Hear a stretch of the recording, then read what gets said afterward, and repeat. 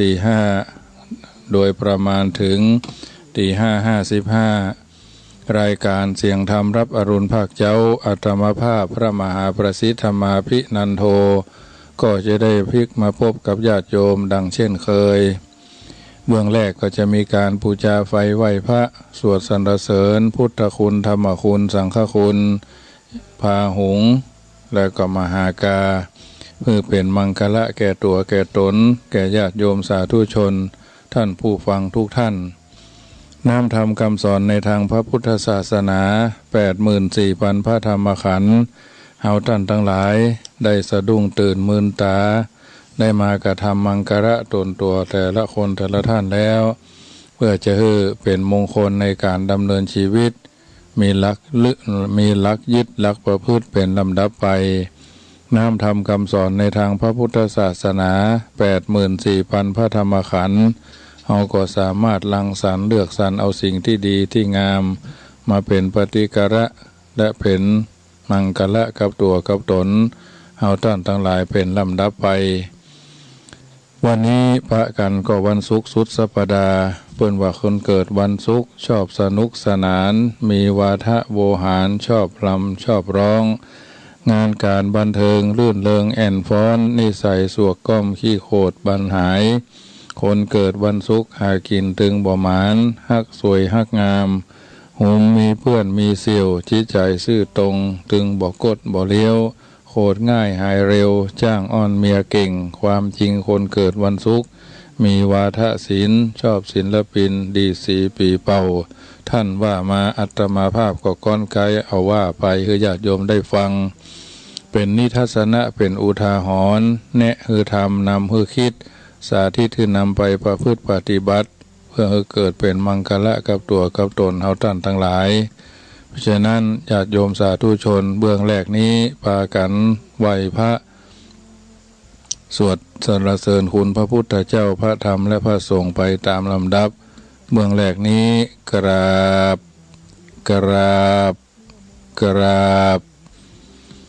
ไหว้พระพร้อมกันเนออะระหังสัมมาสัมพุทโธภควา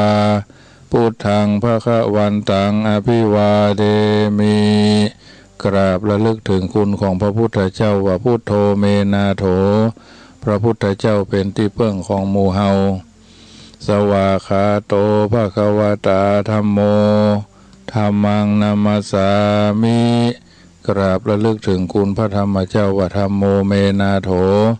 พระธรรมเจ้าเป็นที่พึ่งของหมู่เฮาสุปฏิปันโนภควโตสาวกสังโฆสังฆังนะมามิกราบระลึกถึงคุณพระสังฆเจ้าว่าสังโฆเมนาโถพระสังฆเจ้าเป็นที่พึ่งของหมู่เฮามาตาปิตโรวันธามิกราบระลึกถึงคุณพ่อคุณแม่ว่าพ่อแม่มีพระคุณอันสูงสุดข้าพเจ้ากราบไหว้โดยความเคารพคุณูปการโรเมนาโถครูบาอาจารย์เป็นที่พึ่งของหมู่เฮาท่านทั้งหลายก็ไหว้ก็สาก็สักการะบูชาด้วยความเคารพนอบน้อมในครูบาอาจารย์ท่านแนะคือทำนำคือคิดสาธิตคือนำไปประพฤติปฏิบัติเสร็จเรียบร้อยเราระลึกถึงคุณของพระพุทธเจ้าคุณของพระธรรมเจ้าคุณของพระอริยสังฆเจ้าเรียบร้อย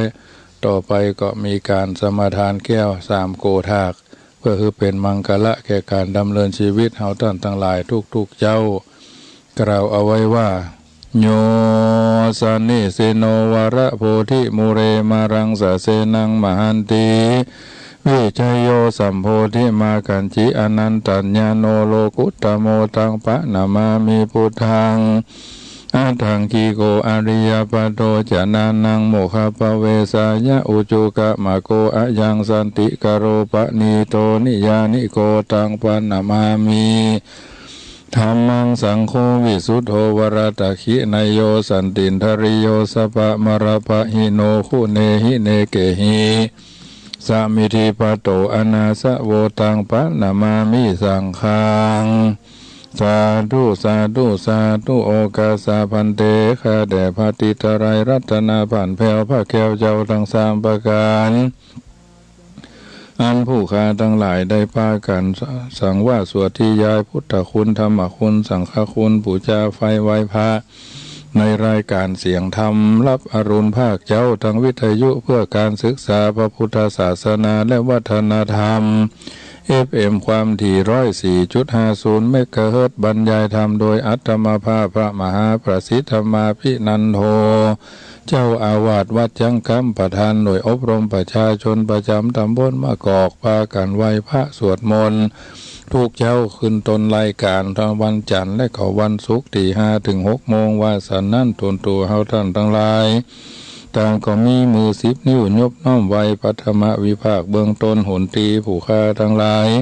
ถวายองค์พระมูนีตนสัพพัญญูพระพุทธเจ้าตนผาเสริฐน้ำเลิศยิ่งกว่าคนและเทวดาทั้งหลาย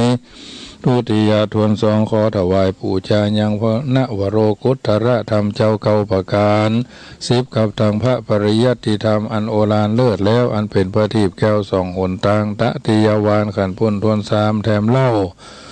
ขอถวายปูชา ยังพระอริยสังฆเจ้าอันมีพระมหาอัญญาโกณดัญญะโคตรเขาเงา เอตาลาหิ ทาราบเราเต้าถึงสังฆสมุติสังฆเจ้าเป็นปริโยสารครบแล้วขอมาร้อนว่าผู้ฆ่าทั้งหลายได้ประมาทอเนกจาติหล่อนโดยมีกายกรรมวจีกรรมมโนกรรมเป็นต้นว่าได้ลงที่ต่ำได้ย่ำที่สูงได้ถมน้ำลายได้คายน้ำหมากได้ขากเสด็จได้ใส่รองเท้ากลางจองเข้ามาในขวงแก้วอารามสันจิจะไทยทางใจก็ดีอสันจิจะบ่ได้ทางใจก็ดีขอให้ข้าพเจ้าทั้งหลายอย่าได้เป็นนาทีอันอย่าได้เป็นนิวรธรรมกรรมอันแก่นกาบ่เท่าแต่นั้นข้าพเจ้าขอขามาเสียงโตสานากรรมทั้งหลายในพระแก้วทั้ง3โกฏาโปรดกรุณาเป็นปฏิกาหาเอาอย่างเครื่องปฏิปฏิปูชาทั้งหลายมวลภูงนี้ขอให้กับกายเป็นอธิวิภาโกอโหสิกรรมอย่าได้เป็นนิวรธรรมกรรมอันแก่นกาจะห้ามหนทางไปสู่ชั้นฟ้าและเนรปานเสียแก่ผู้ฆ่าเตียงแต่ดีลีอาจโยโนพันเตอาจกรรมายะถาปะเรยะถามูระเฮยะถาอากุสเลเยมยังปุถาติรัตนาปัญจกังอนุกัมปังอุปาทายะปฏิฆาหันตุขายติงสังวรายามะอายติงสังวริสามะนะปุเนวังปฏิกริสามะสัพพังโตสังขมันตุโน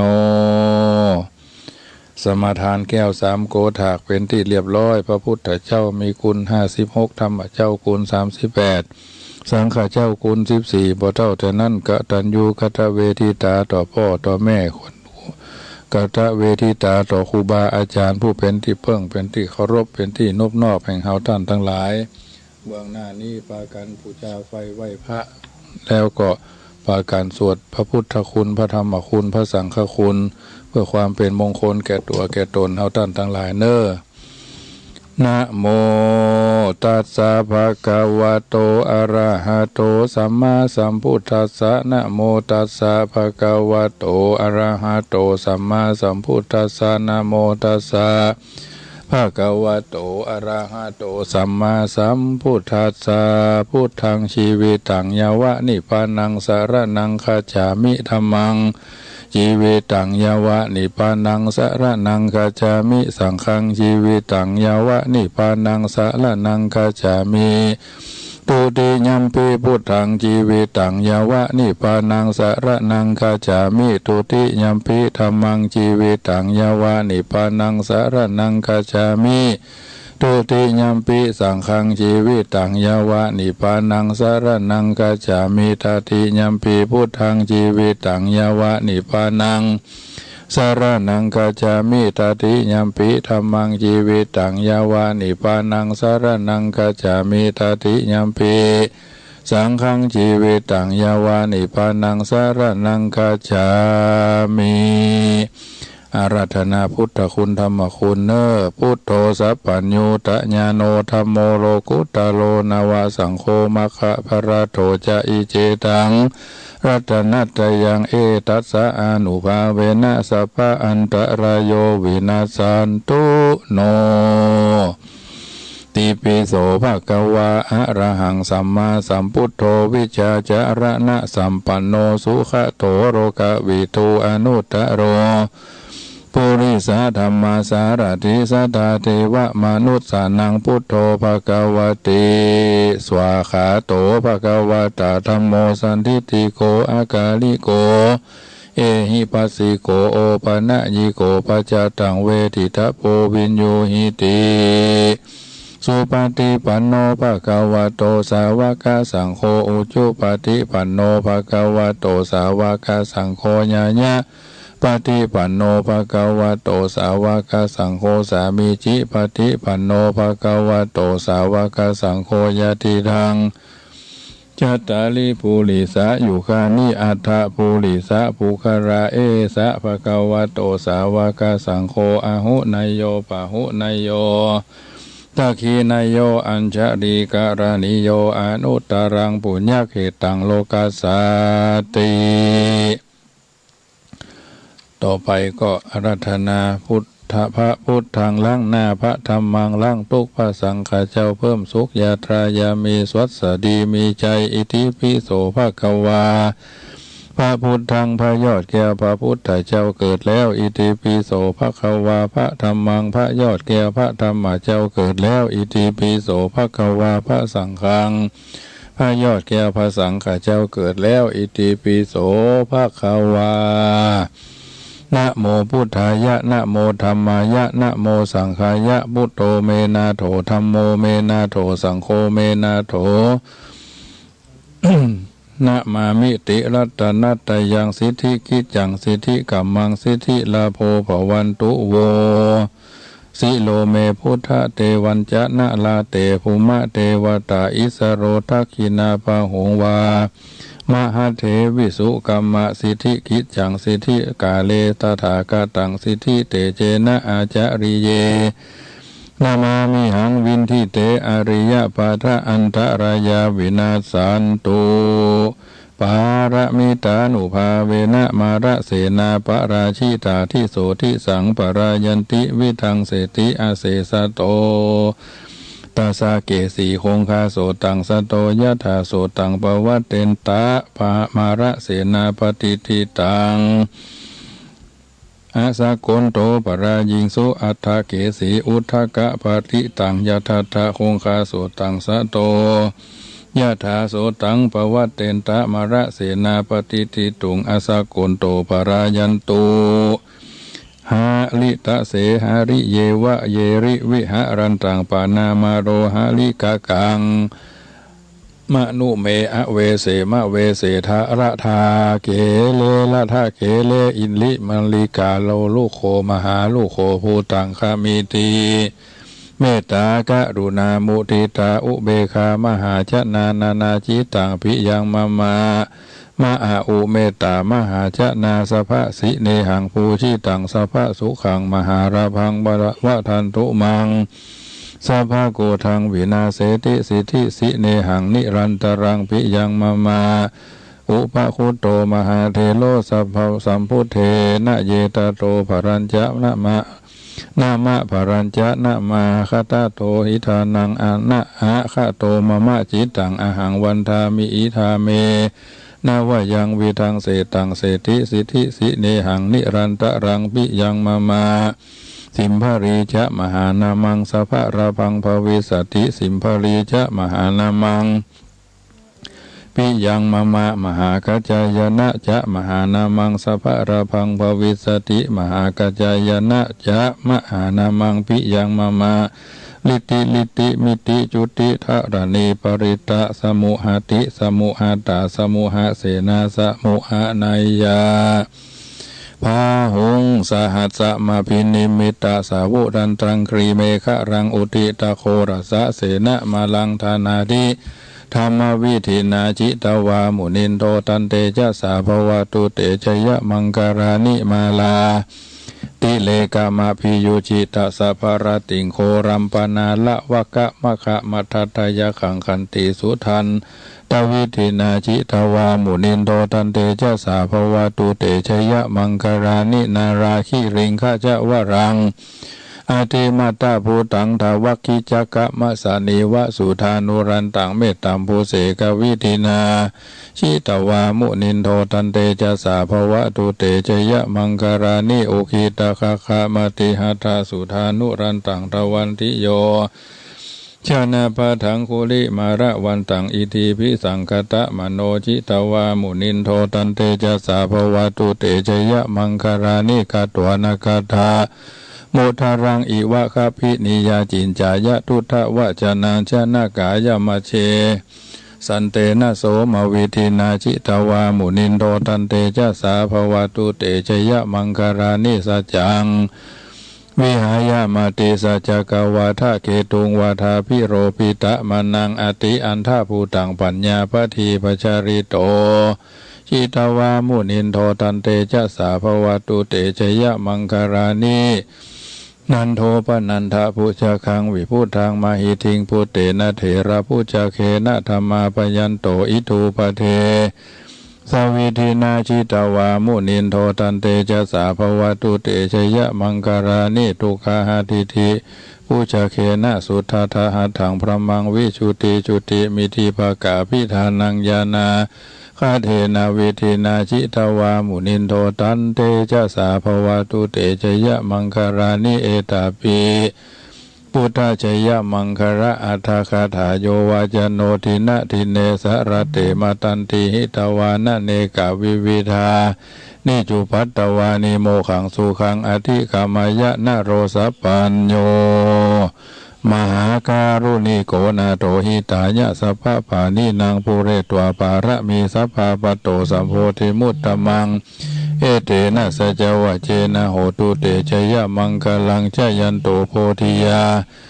มูเลสักกายานังนันทิวัฒโนเอวังตวงวิจโยโหหิจยะสุจยะมังคเร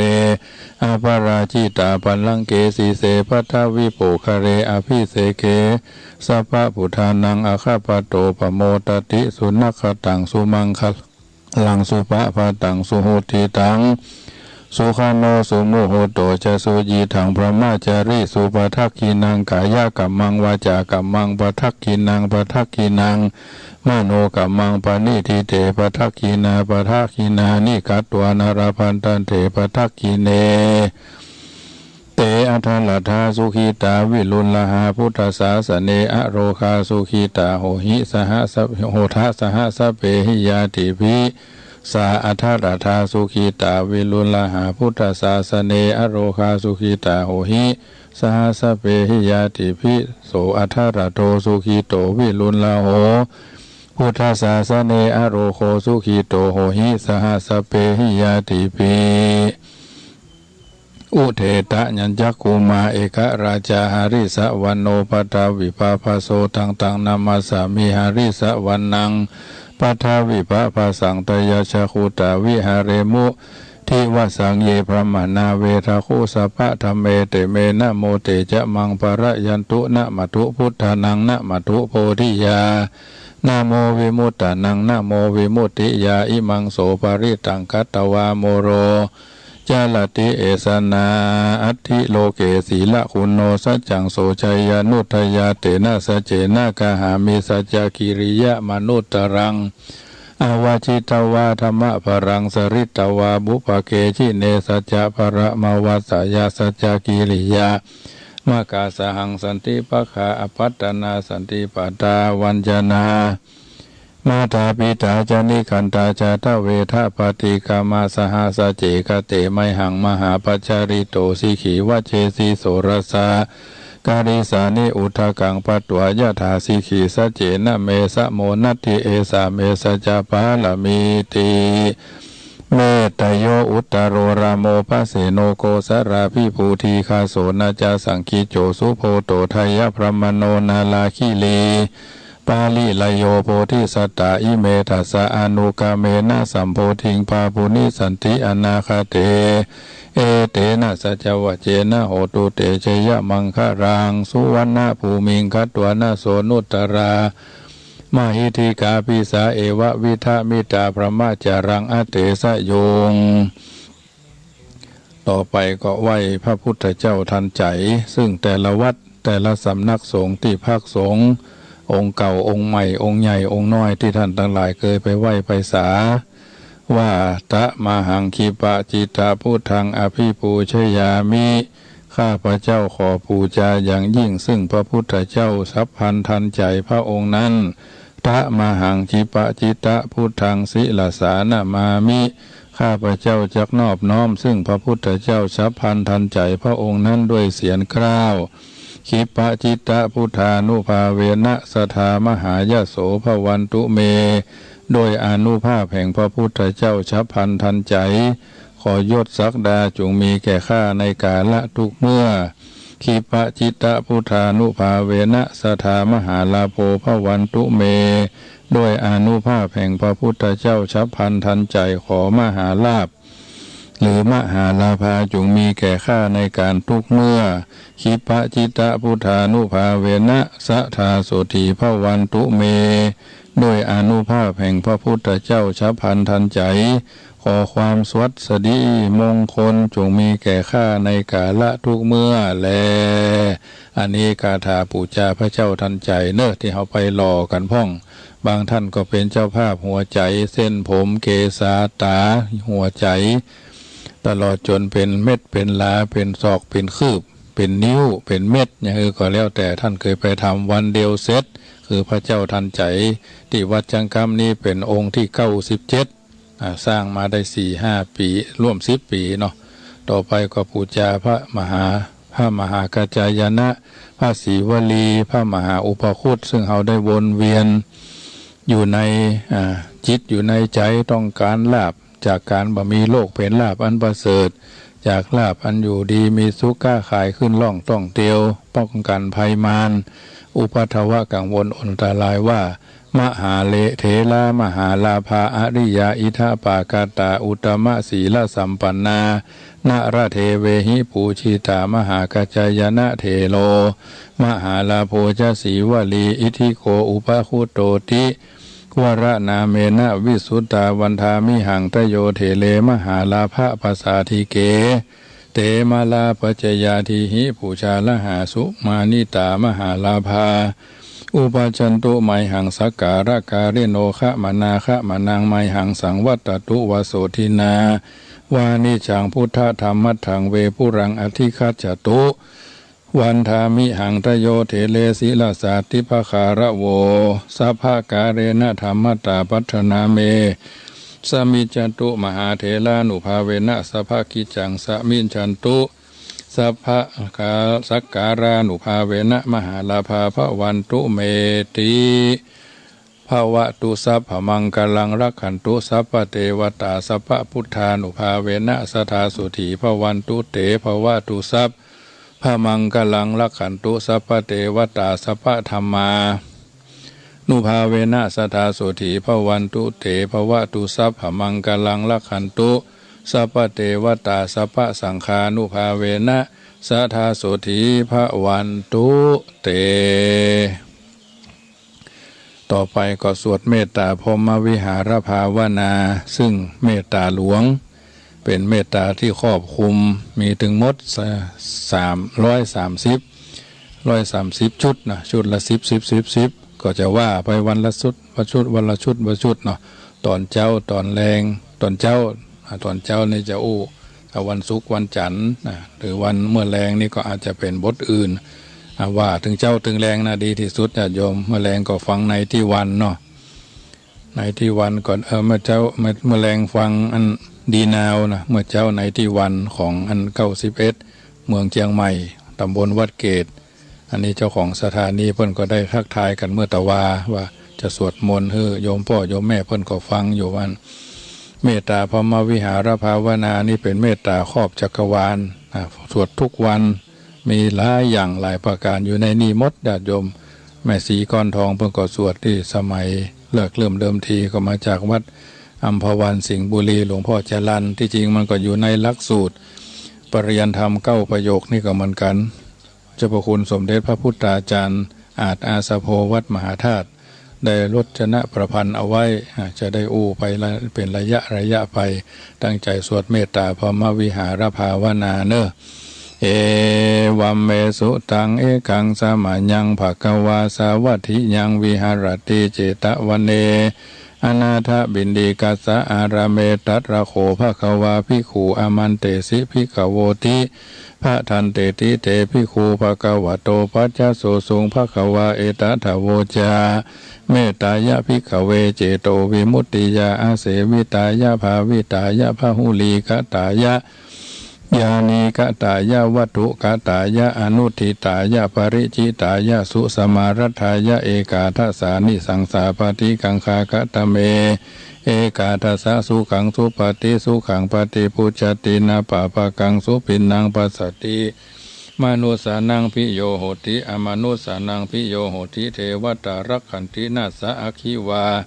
วิสังวาสัทถังวากะมติตุวะตังจิตตังสมาธิยติมุขวันโนวิปัสสิทติอาสามุลลาโหการังกโรติอุตริงอปติวิชันโตภมโรกูปะโคโหติเมตตายะภิกขเวเจโตวิมุตติยาอาเสวิตายะภาวิตายะพหุรีคตายะยานีคตายะวัตถุคตายะอนุติตายะปริจิตายะสุสมารัฐายะอิเมเอกาทัสสานิสังสาปฏิขังคาติต่อไปก็สวดบทเมตตาเรียบร้อยแล้วก็สวดแห่ปัญจันเนอซึ่งเป็นคาถาครูบาอาจารย์เพิ่นฮือสังวาสวดทิยาอยู่เป็นประจำว่าโอมเฮเฮติทาปาตากติตติเฮเฮวะเววะวิรุญญากะรุกาญาติลุวิทิลุวิวะเตโอมกากากาโนนานานีนีโนโนนีนีนานาตุภาภาโอมเฮเฮเตวะเตนิรุตภารุพิสาตารุนิวาจะโลเทภะคะภะกาโมเฮเฮอวะนานะเหมากุมภาโอมสวหายแก้เหตุร้ายนานาสัพพะตุขาสัพพะพยาสัพพะโรคาสัพพะอันตรายาวินาสันตุอายุวันโนสุขังปะลังเรียบร้อยญาติโยมพากันสวดมนต์ไหว้พระสวดแห่กันเหมะปัญจันนะซึ่งครูบาอาจารย์เพื่อนได้สังวาสวดที่ยายไว้ประจำวัดประจำวาประจำบ้านประจำจองให้ญาติโยมทั้งหลายอยู่เย็นเป็นสุขอายุมั่นขวัญยืนทุกคนทุกท่านก่อนจะไปทำการทำงานย้อนไปถึงเรื่องพระเจ้าทันใจบางคนบางท่านเคยไปสร้างบางคนไปท่านเคยไปเป็นเจ้าภาพที่ไปที่มาแต่ก่อนนี่ตังละปูนี่มีช่างเพื่อนรับรอพระเจ้าทันใจกาแปลนนี่ก็ประมาณ11,000เมื่อหลายปีก่อนนะเมื่อ2,550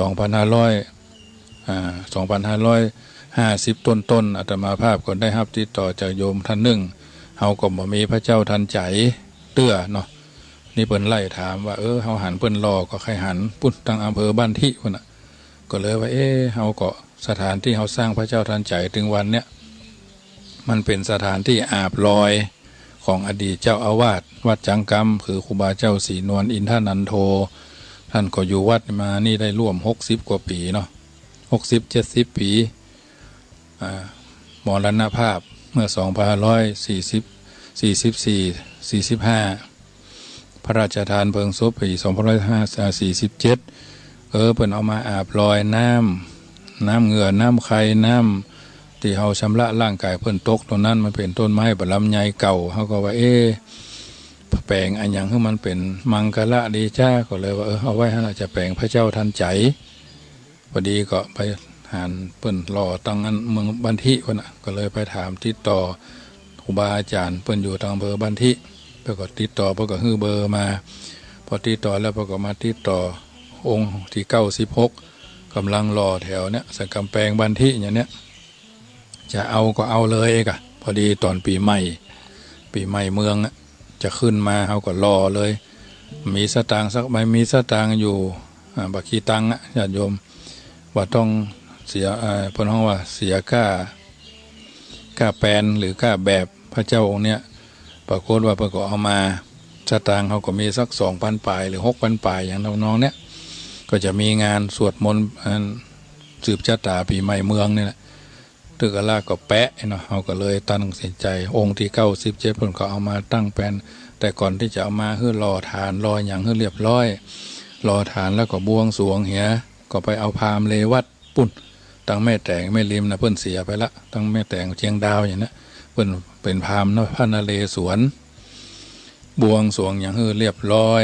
ก็บวงสรวงรู้สึกว่าจะเป็นงานสุดท้ายนะพามเลวัดอะไรอย่างนั้นอยู่ทางเชียงดาวแม่แต่งอย่างนี้เพิ่นก็มาบวงสรวงอย่างเอาก็ทำใบเบ้าแปะไว้ก่อนอะเรียบร้อยแล้วก็บวงสรวงเพิ่นก็อยู่นอกวัดเขาก็ทำทอรอทานรออย่างฐานพระเจ้าทันใจที่วัดจังคำรถ10 ล้อจนก็ถึงเป็นอย่างเตื้อเพราะว่ารอเสี่ยงไปเป็นเกือบ20,000นะเสร็จเรียบร้อยรอเรียบร้อยเขาก็เอาต่อไว้ทางใน2 บั้ง6 บั้ง2 แถวเสร็จเรียบร้อยแล้วก็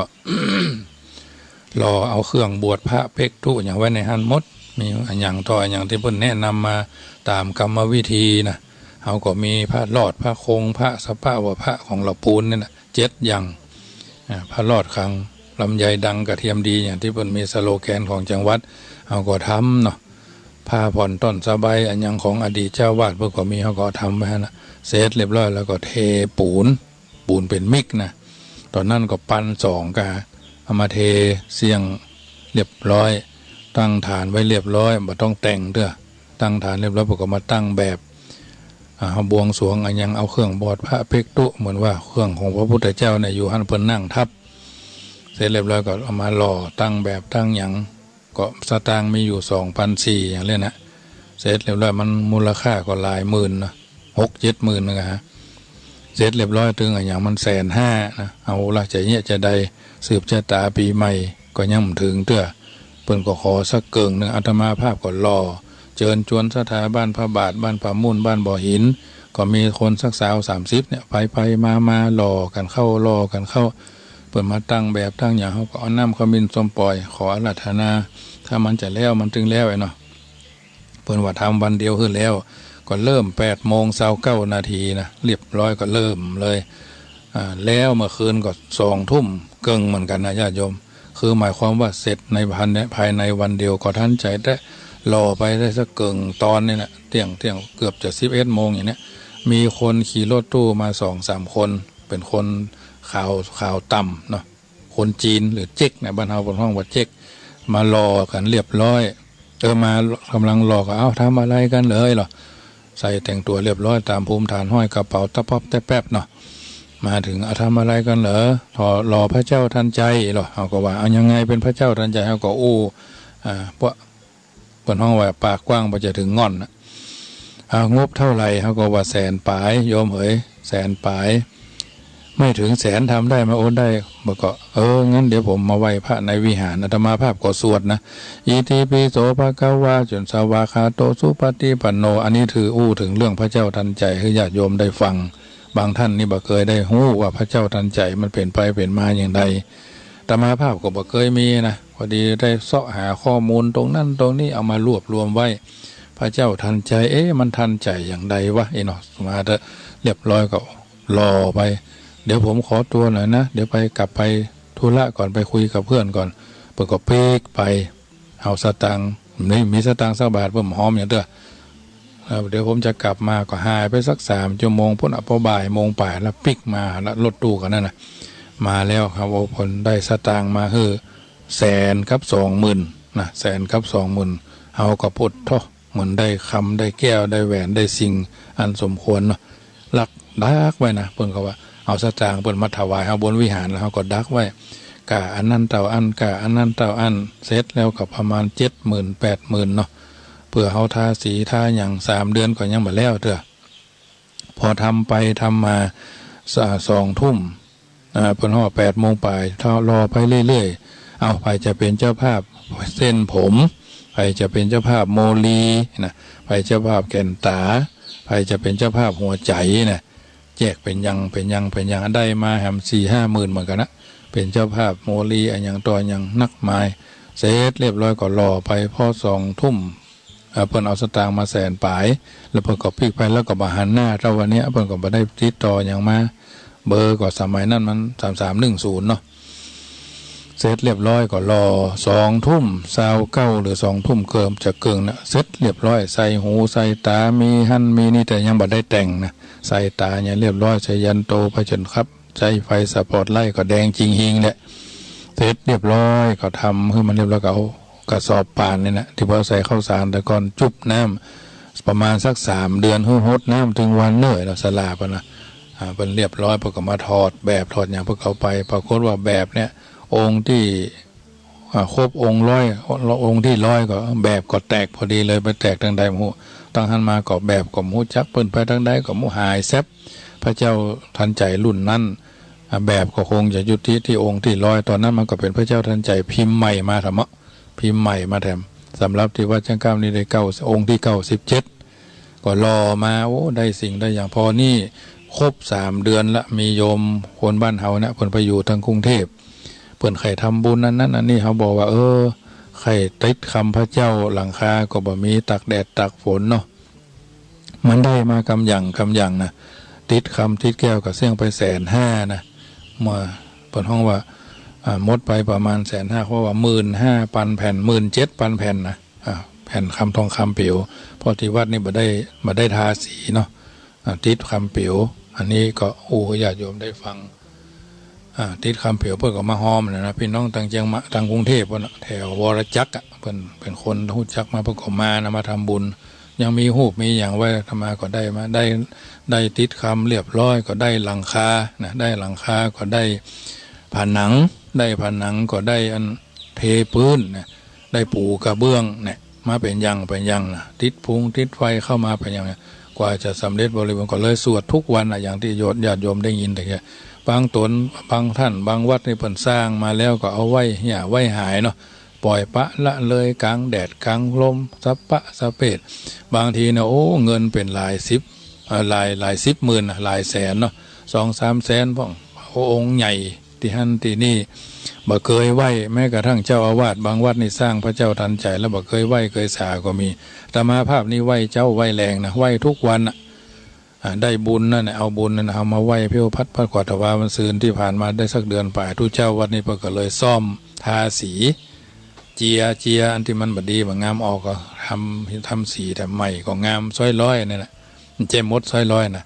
อันเนี้ยญาติโยมเท่าไหวทัวพระเจ้าทันใจหมายความว่าสร้างในวันเดียวขึ้นแล้วภายในวันเดียวเลยนะก็เป็นมงคลแก่วัดอาตมาภาพได้มาเป็นอย่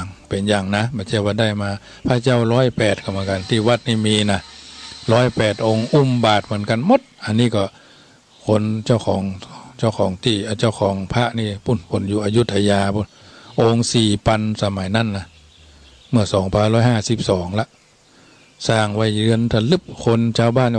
สร้างพระยังใหญ่ยังนักแดนนักว่าพระยังปะล่ำปะเลยปนว่านะไปคนยองแต่นี่นะเพราะปนบอกฮู้ความหมายนะพระเจ้าอุ้มบาท108มีที่วัดจังกำเนี่ยพระเจ้าว่าบาท108นะอุ้มบาทมัดไปมาพอได้มีศาลาเจ้าของพวกก็มาสร้างศาลาแหมปี58นะมาสร้างศาลาแหมเพราะพระมันโดนน้ำมันก็แตกก็เนาะ108 องค์ยืนทะลึบนะญาติโยมสร้างแล้วมันมีความหมาย108ก็คุณของพระพุทธเจ้านี่แหละพุทธคุณธรรมคุณสังฆคุณนะเพราะฉะนั้นสร้างอย่างที่มีความหมายอธิบายให้ญาติโยมเพิ่นมาทีหลังได้ฟังได้บางคนเพิ่นมาใส่บาตร108นะก้องแก้งเนี่ยอย่างเขาเคยไปวัดหลวงพ่อโสธรกับวัดที่เพิ่นมีหลวงพ่อดังๆนะอย่างวัดดอยคำเนี่ยก็พระเจ้าทันใจบักเก่าของเพิ่นนั่นนะก็งามแท้นะเพราะฉะนั้นอันนี้ก็ถือว่าธรรมาภาพกับทางคนบอกว่าขอลูกก็ได้นะขอพี่น้องทางสารปีเคยมาขอขายตี้พวกก็ขายตี้ได้นะญาติโยมที่วัดเนี่ยบางคนบอกมีลูกดาบแดงเพื่อนยังเป็นตำรวจอยู่นะตำรวจมวลชนขอลูกได้ก็เลยใส่ชื่อว่านะโมชื่อน้องนะโมเนี่ยก็ฮู้กำเห็นนะฮู้กำเนี่ยตอนน้อยๆก็บอกใครกินจีนเนี่ยเดี๋ยวนี้ก็ได้หลายคนนะเพิ่นได้จกได้ลาบแปลคนจังหวัดเพชรบุรีพุ่นน่ะประจวบเพชรบุรีอย่างเพิ่นมาขอขายที่23 ล้านเนาะก็ขายได้ละนะเขาขอว่าเพิ่นจะมาถวายพระประธานวัดมาใครได้พระประธานใครได้พระเจ้าหน้าพระเจ้า2 องค์นะองค์เก้าบรรนุนมันบรรนุนก็6-7 หมื่นเนาะเป็นพระไม้บรรนุนแต่อันเนี้ยมันเป็นเรื่องที่อัศจรรย์สำหรับบุคคลใดไปคนหนึ่งอันนี้ส่งมาจากไหนโยสวดมนต์นี่แหละญาติโยมอาตมาภาพก็จะเป็นห่อเหินเดินอากาศได้ยังโยมนั่นแหละเคารพนับถือโยมพ่อโยมแม่โยมพี่โยมอ้ายเหมือนกันไม่เฮาได้เป็นพ่อเป็นแม่เป็นพี่เป็นน้องก็อาศัยสิ่งเหล่านี้มันเป็นเรื่องที่เกิดขึ้นสำหรับตัวตนของแต่ละคนที่ไปที่มาเดี๋ยวนี้กึดใครหั่นแปลงนี่ก็เกิดไปเรื่อยๆความคิดนี่มันห้ามกันมาได้นะแต่ขอให้เราสวดมนต์ทุกเจ้าทุกเลนทุกเจ้าทุกเย็นนะญาติโยม เรื่องอย่างภายในวัดบางคนก็เรื่องพระเจ้าจังกัมเนี่ยพระเจ้าจังกัมมันมีจะได้เดี๋ยวโอกาสหน้าวันจันทร์พวกก็จะได้เล่าพระเจ้าพระเจ้าจังกัมเนี่ยพระเจ้าโฟนแสนห้ามันเป็นของวัดของเก่าของเกลือเนาะที่มันมีอยู่แล้วเขาก็มาสาธกแต่ละวัดแต่ละวาอย่างหลวงพ่อวัดวังสิงห์คำเพิ่นก็เล่าของวัดวังสิงห์คำเนาะเพิ่นจะรอพระเจ้าอาตมาภาพก็จะรอพระเจ้าจังกัมเหมือนกันเพราะมันหายไปเสียแล้วนะจะรอ3 กษัตริย์นะก็คงจะได้ใช้ทองคำ3 กษัตริย์ทองคำทองนาคเงินรวมกันจะได้ไปได้พวกสัก108 บาทพุ่นอายุ60 ปีพุ่นนะอันงาจ้างก็เหมือนกันพูดถึงเรื่องงาจ้างพุ่นคนมีฐานะอยู่จังหวัดนครนายกเป็นจะถวายงาจ้างหมอกแก้วงวงคว่ำนะญาติโยมแก้วงวงที่ทั่วไปก็คงจะเหมือนกันหมดนะแก้วงวงคว่ำประมาณนั้นนะเพิ่นเขาว่ากุ้มหนึ่งนะกุ้มหนึ่งกกงกมาเรียกมาเล่นอาตมาภาพเพิ่นว่าโยมคนนั้นเพิ่นถวายแต่ก่อนเพิ่นเป็นเจ้าของเมืองแถวละปูนเนี่ยเพิ่นย้ายไปอยู่นครนายกแม่ก็เสียแล้วเนี่ยอาตมาภาพก็ไปเพิ่นจะถวายเอามาแกะพระเจ้าทันใจเป็นพระเจ้าทันใจจ้างเนาะแบบไปแกะพระเจ้าอันจังกัมมันเป็นจ้างพระเจ้าจังกัมฐานเพิ่นนี่มีจ้างอยู่11 หัว17 หัวรอบน้อยๆหมอกหน้าฮักหน้าจังเป็นมูลค่ามหาศาลมันหายไปแล้วก่อนเดือนอาตมาภาพจะมาอยู่เพราะฉะนั้นสิ่งต่างๆเหล่านี้มันเกิดจากปาฏิหาริย์มีจริงนะสำหรับเท่าทำจริงนะพุทธคุณช่วยท่านได้นะถ้าท่านมีใจบริสุทธิ์กายบริสุทธิ์วาจาบริสุทธิ์อันพระพุทธเจ้าเปิ้นคงบัตรทัดว่าทำดีได้ดีทำชั่วได้ชั่วมันเกิดกับตัวตนญาติโยมสาธุชนญาติธรรมภาพนี่ก็เหมือนกันนะงัวควายตัวนี้มันมาหาก็เพราะว่ามันใครหูจักเฮากับโมมา2 เตื้อกันนะควายที่เขาว่าชื่อว่ามีบุญแกก็แก่มาละคงจะตกลูกมา2-3 เตื้อแล้วล่ะถึงวันนี้ก็มีนะก็อยู่เนี่ยมันก็เป็นเฮาไปเข้าไปใกล้มันก็แปลงตาพิบเข้ามาหาก็รูปมันเนี่ยเก่าหันเก่านี่คือมันก็ว่าเกยกันมาเป็น10 จาด20 จาดเลยนะเฮาอย่างคือมันขินเฮาว่าอยู่ที่นะเฮาเอ็กซ์มานี่นะมันก็จะคล้ายๆงอนเหมือนละอ่อนอันเนี้ยบางตัวนี่ก็สวกน้อยแต่ว่าเขาจะไปเข้าใกล้มันซัดมีขนเนาะแต่ถือว่ามันเป็นสิ่งแต่ตัวที่ตายไปซ้ำดีตัวที่ตายมันชื่อบุญลุ่งเนาะบุญลุ่งเวลาเขาหันเขาแล้วมันถึงจะเต้นเข้ามาหาจนได้อะเข้ามาหามันก็จะมาดมมากึมาคล้ายๆมากึมาหอมเนาะตัวที่ตายไปนะบังเอิญว่าช่วงนั้นอากาศร้อนมันทำให้หัวใจวายเอาไปล่ามใกล้ๆกันมันลุกบ่ได้ฉีดยาคือตายไปฮะตายก็มืนตาเพ้อเล่อแหละมันถ้าเป็นห่วงเป็นหามยาหมอเขาก็เอามือลูบตามันลุดลงเนี่ยงัวควายคนสัตว์หมูม้ากาไก่เนี่ยมันมาก็เหมือนกันนะไม่อยู่นี่สวย5-6 ตัวก็อยู่นะนอนหน้าห้องนี่แหละเนี่ยเรื่องสเพละนาที่มันเป็นไปเป็นมาทุกอย่างมันไม่ใช่ได้มาธรรมาภาพจะไปขอไปนะมันมาคนเดียววะนะมาก็เหมือนกันเปิ่นเอามา2 เตื้อ3 เตื้อเจ้าของเปิ่นจะย้ายไปรับราชการเชียงดาวก็มีพะเยาก็มีเปิ่นมีไผดูแลเอามา5 ตัวตายเขาลักเอาไปกี่เนี่ย3เนาะเหลือ2ก็อยู่เนี่ยพอเท่าละเท่าก็ไปตามเนาะร่างกายก็สุดโทรมโรยลาไปตามอันนี้มาพี่บูนมาทำ2 ตัวเมินละได้เกือบปีปลายแล้วก็เจ้าของเปิ่นย้ายก็อยู่ด้วยเฮาเนี่ยเวลาปล่อยก็ยังว่านะก็มาชอบมาโดดใจบางทีมาข้างมันตัวใหญ่ขอให้ได้กำได้กำได้บีบมันเดิมมันก็ดีใจมันก็นอนเฝ้าอยู่ท่านนะอันนี้เรื่องของความมีเมตตาเนาะสวดมนต์ทุกวันนะญาติโยมถึงนำญาติโยมสวดมนต์เป็นยาทาภาวนาเป็นยากินนะเขามีเป็ดเจ็บหันเจ็บนี่อาตมาภาพก็อย่างครูบาวัดอดีตเจ้าวาดวัดจังกัมบอกสวดมนต์ตลอดอันเนี้ยถือว่าเป็นสัจธรรมที่ท่านผู้รู้บัณฑิตท่านกล่าวเอาไว้นะธรรมาภาพก็ก้อนไกลเอามาให้ญาติโยมฟังบ่มีไผที่ปาฏิหาริย์ได้นอกจากเราต้องทำเองนะเพราะฉะนั้นเราท่านทั้งหลายในฐานะเป็นพุทธบริษัทนะเราจะไปอยู่คนเดียวเป็นห้องเวลาอยู่เงียบเพียงคนเดียวเรามักจะคิดฟุ้งซ่านก็สวดมนต์ไปเถอะสารพัดดีพ่องเวเร็วพ่องกลางพ่องความคิดบางชนิดที่เราคิดขึ้นมาในเวลาอยู่คนเดียวอาจจะมีอำนาจเหนือการและการกระทำของเราในเวลาต่อมาค คนเฮาคุ้นคิดในเรื่องใดมากจิตใจก็จดจ่อในเรื่องนั้นอุปนิสัยขันธสันดานเดิมตลอดถึงบุคลิกจะถูกหล่อหลอมคือเป็นไปในแบบนั้นเพราะความคิดของคนเฮาย่อมมีอิทธิพลเหนือบุคคลอย่างมหาศาลท่านจึงสอนให้ระวังความคิดเวลาเฮาอยู่ร่วมกับคนอื่นถ้าเฮานั่งอยู่บดายเขาก็บ่ฮู้ว่าเฮาฉลาดหรือว่าเฮาโง่แค่ไหนมีความรู้มากน้อยแค่ไหนมีความดีมากน้อยแค่ไหนแต่ถ้าเฮาพอเฮาอู้ออกไปก็เท่ากับว่าเฮานำเอาสิ่งต่างๆที่มีอยู่ภายในของเฮาออกมาอวดคนอื่นคนที่ฉลาดเมื่อได้สนทนากับไผเขาก็จะทราบได้ทันทีว่าคนคนนั้นมีอุปนิสัยใจคอ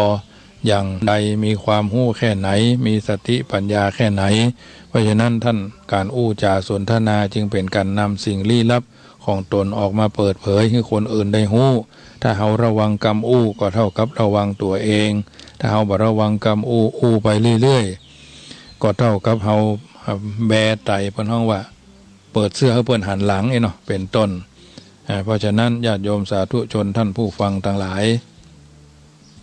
เฮาท่านทั้งหลายอยู่ในสังคมแห่งการอยู่ร่วมจำเป็นจะต้องชี้แจงแถลงไขการทำกิจกรรมทุกอย่างคือการทำงานทุกอย่างเริ่มต้นด้วยการรู้จักคิดรู้จักวางแผนและเข้าใจว่าความคิดนั้นคิดได้นักหลากหลายจึงจำต้องตรองตรึกและตรึกตรองให้รอบคอบโบราณกล่าวไว้ว่าคิดเพียง3 นาทีทำ10 ปีก็บ่แล้วนะคิดเพียง3 นาทีทำ10 ปีก็บ่แล้วบางครั้งก็ต้องรู้จักยับยั้งชั่งใจไว้ก่อนอย่าทำอย่างตามอารมณ์ที่ตนเองสร้างขึ้นจากความคิด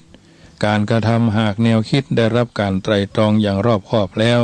ให้ลงมือทำและทำให้เป็นทำให้จ้างทำให้ชำนาญการที่เพียงทำได้ไม่ค่อยยากนัก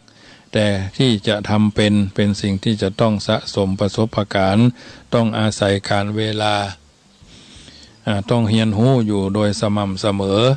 ในขณะที่การกระทำนั้นปัญหาอุปสรรคเป็นของธรรมดา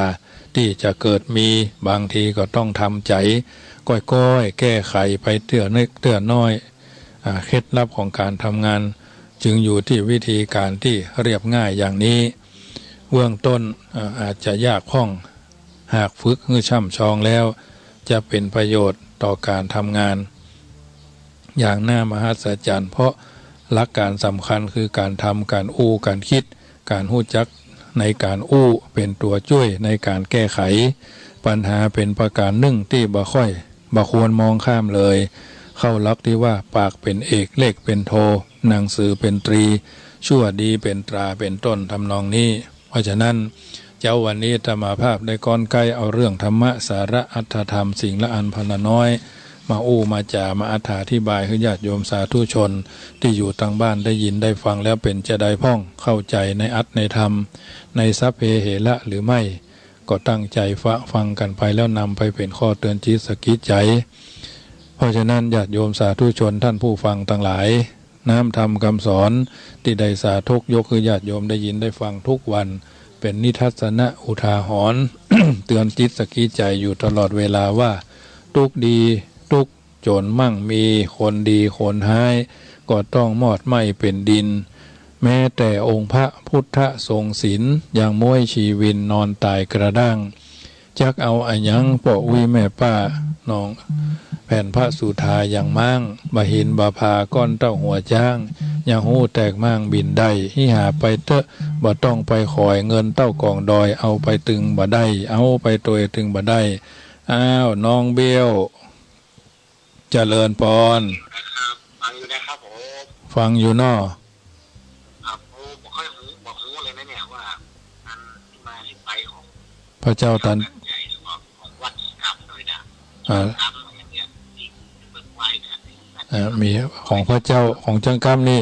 พระพุทธเจ้าทันใจรวยรุ่งโรจน์นี่นะส่วนใหญ่จะบอกค่อยรู้ครับว่ามันที่มาที่ไปของวัดแต่ของจังกรรมนะของอย่างประวัติอย่างเงี้ยเนาะพระอาจารย์เล่ามาที่ของเข้าใจดีนะครับผมพระเจ้าทันใจนี่โดยมากก็บ่ค่อยเข้าใจกันอย่างที่พระเจ้าตั้งใจบางตนก็มีมันบ่ได้ตั้งใจอย่างว่า สร้างหาดก็มี2 วัน3 วันก็มี โมทนาเนออาจารย์ด้วยนะครับ โมทนาเนอเอาไว้นะครับ น้องเบลเพราะฉะนั้นธรรมาภาพก็จะต้องตั้งใจเอามาเล่ามาอย่างให้ฟังอันนี้บ่ใช่โมเมไปเรื่อยนะญาติโยมว่าไปตามความจริงพูดคำพูดเวลาและลูกปืนนะออกไปจากแหล่งแล้วเอาคืนไม่ได้เพราะเป็นสื่อวิทยุนะหู้เต้าที่หู้มา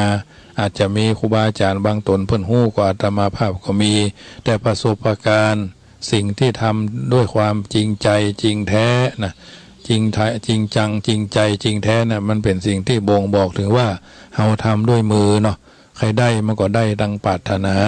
พระเจ้า108ก็มีที่วัดจังกำเนี่ยพระเจ้า108พระเจ้าทันใจนะสิ่งละอันพันละน้อยมันเกิดจากวิริยะอุตสาหะความคิดผสมผสานกับหลายความคิดก็เป็นกลุ่มเป็นก้อนนะสิ่งต่างๆเหล่านี้เราต้องเปิดเผยการเผยแพร่ธรรมก็เหมือนกันเหมือนเปิดของที่มันคว่ำอยู่คือมันหงายโยมพ่อโยมแม่ที่อยู่ทางบ้านติดใจในเรื่องอันใดเข้าใจในเรื่องอันใดบ่เข้าใจในเรื่องอันใดฟังแล้วเป็นจะได้พ่องเจ้าวันนี้ก็0861875325 โทรเข้ามาได้เนอะเจริญปอนแม่น้อยสารข้าวแคบจะฟังอยู่นอโอ้เสียงยังเบาได้ว่ะเสียงเบาก็จัดดังทั้งเนี่ย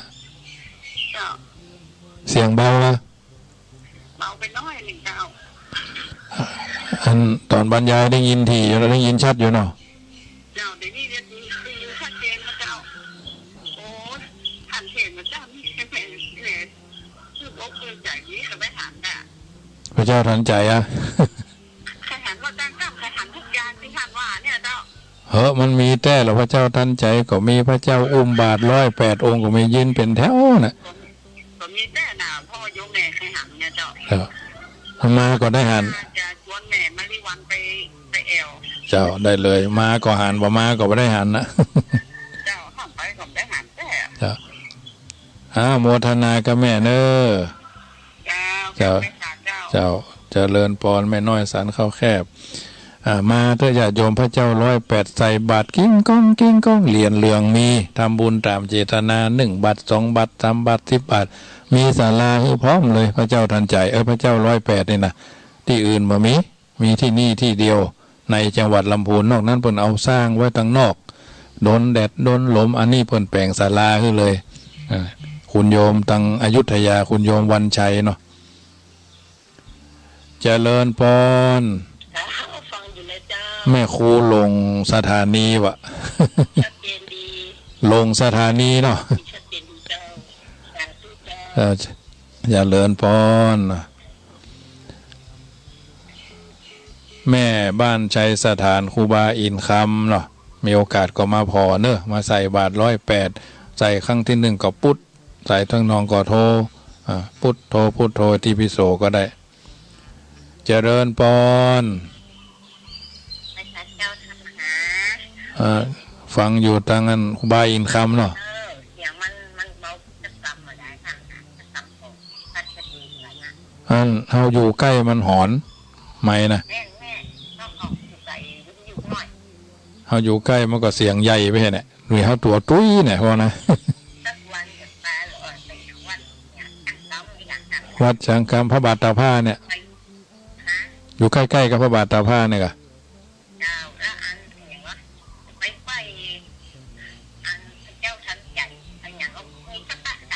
มีสภะพระเจ้า108พระเจ้าทันใจพระเจ้าพระอุปคุตนะเจ้าโมทนาเนอ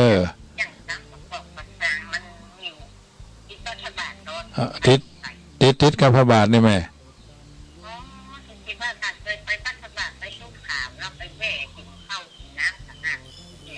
อยู่ใกล้ๆกันนี่เลยเจ้าโมทนาเนอเจ้า มาวัดพระบาทก็จะเจอวัดพระนอนม่อนจ้างทางทิศตะวันออกพระพุทธเจ้าองค์พระเจ้านอนองค์นี้นอนท่ากินน้ำท่าหรือกลายเป็นแม่น้ำทานะอยู่บนดอยสุมาเถหันตีนมาตั้งวัดพระบาทกับวัดจังกัมเพะนะ